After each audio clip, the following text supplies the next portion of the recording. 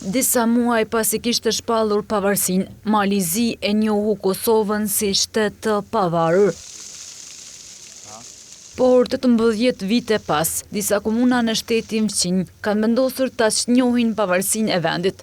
Nisma kundër pavarësisë së Kosovës nisi qysh në maj të këtij viti.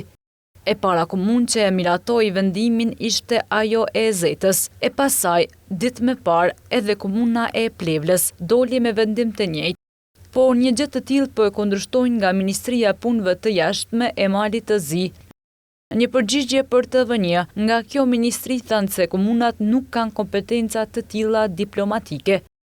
Lidhur me vendimet e miratuara nga disa kuvende komunale në lidhje me njohjen e Republikës së Kosovës, dëshirojmë të nënvizojmë se njësitë e vetëqeverisjes lokale nuk kanë as kompetencë kushtetuese as ligjore në fushën e politikës së jashtme, dhe as nuk janë të autorizuara të miratojnë akte që prodhojnë ndonjë efekt sipas ligjit ndërkombëtar. Vendimet e miratuara nga kuvendet komunale nuk mund të ndikojnë në pozicionin ndërkombëtar të Malit të Zi, të ndryshojnë detyrimet e tij ndërkombëtare ose të ndryshojnë politikën e jashtme të vendosur të shtetit.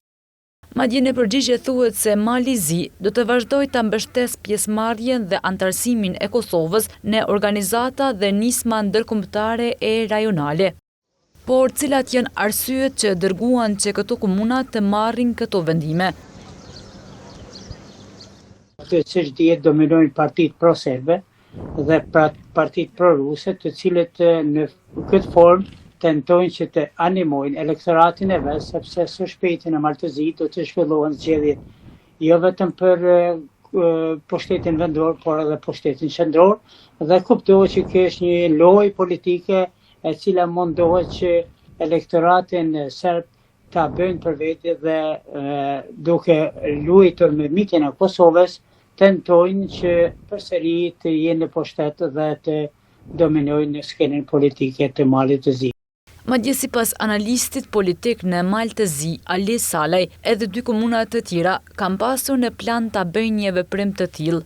Në plan ka qenë që edhe Herceg-Novi dhe Tivati, dy qytete bregdetare të cilat janë afër Bosnjës, edhe kanë pas për qëllim që edhe ata të bëjnë një gjë të tillë, dhe siç duket vërejtja e Bashkimit Evropian ka ndikuar që ata të ndalen dhe të mendojnë se a duhet të vazhdohet në këtë mënyrë.